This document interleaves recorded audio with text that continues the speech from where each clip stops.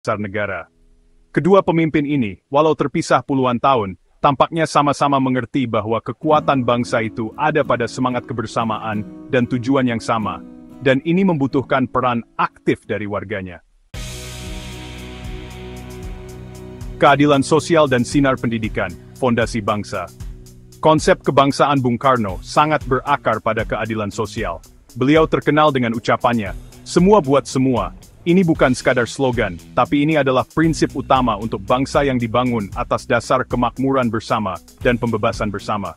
Pak Anies Baswedan sering menunjukkan komitmen yang sama terhadap keadilan sosial, dan mengatakannya sebagai kewajiban negara yang tidak bisa ditawar. Beliau selalu mengatakan bahwa pembangunan itu tidak ada artinya kalau tidak sampai ke masyarakat yang paling membutuhkan. Bung Karno menganggap pendidikan sebagai alat perjuangan yang penting. Keyakinan bahwa pendidikan adalah kekuatan untuk membebaskan ini juga terlihat jelas dalam pekerjaan Pak Anies Baswedan. Retorika kebangsaan dan ekonomi yang mandiri, suara dan kekuatan rakyat. Bung Karno adalah ahli pidato yang ulung. Pidato-pidatonya sangat terkenal, penuh semangat, perumpamaan, dan pemahaman yang mendalam tentang jiwa bangsa Indonesia. Pak Anies Baswedan juga mengerti pentingnya cerita dalam membentuk kesadaran bangsa, meskipun gaya beliau berbeda. Dasar utama dari pandangan ekonomi Bung Karno adalah berdikari, berdiri di atas kaki sendiri. Pak Anies Baswedan berusaha menerapkan prinsip-prinsip yang mirip dengan berdikari di tingkat kota dan daerah.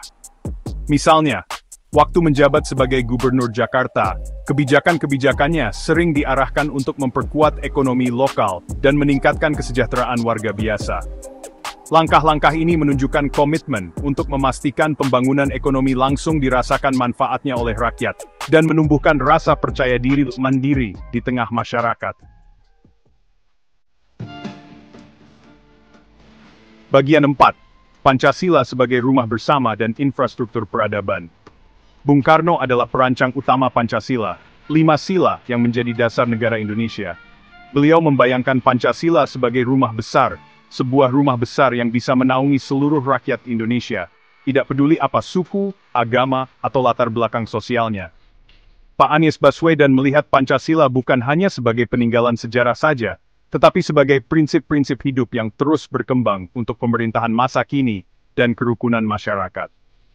Bung Karno mengerti pentingnya infrastruktur sebagai simbol. Beliau memulai proyek-proyek pembangunan besar yang menjadi penanda abadi dari jati diri dan cita-cita bangsa Indonesia. Melanjutkan tradisi ini, Pak Anies Baswedan juga mengutamakan pembangunan infrastruktur yang tidak hanya berguna, tapi juga menjadi simbol kemajuan peradaban. Inisiatif-inisiatif ini mencerminkan visi tentang kota yang modern, manusiawi, dan tata baik, di mana infrastruktur melayani masyarakat dan membuat lingkungan kota menjadi lebih baik. Bagian 5. Warisan perjuangan, melanjutkan semangat yang membara untuk Indonesia. Inti dari kepemimpinan Bung Karno adalah semangat perjuangan yang tidak pernah padam. Beliau menghadapi kesulitan-kesulitan yang sangat besar, mulai dari dipenjara oleh penjajah sampai menghadapi politik dalam negeri yang sulit dan tekanan dari luar negeri. Pak Anies Baswedan, dalam menjalani politik Indonesia saat ini yang rumit, juga menghadapi berbagai tantangan dan rintangan. Pertanyaan tentang bagaimana kepemimpinan Pak Anies berhubungan dengan cita-cita revolusi Bung Karno itu masih terus dibicarakan. Pada akhirnya, warisan dari pemimpin besar seperti Bung Karno bukanlah untuk menciptakan tiruan yang sama persis, tapi tentang kekuatan abadi dari gagasan-gagasan utama mereka, dan kemampuan generasi penerus untuk menyesuaikan dan menghidupkan kembali nilai-nilai itu untuk tantangan baru. Pak Anies Baswedan, melalui fokusnya pada keadilan sosial, penguatan pendidikan dan martabat bangsa, tampaknya mengambil dari sumber pemikiran Bung Karno yang dalam ini.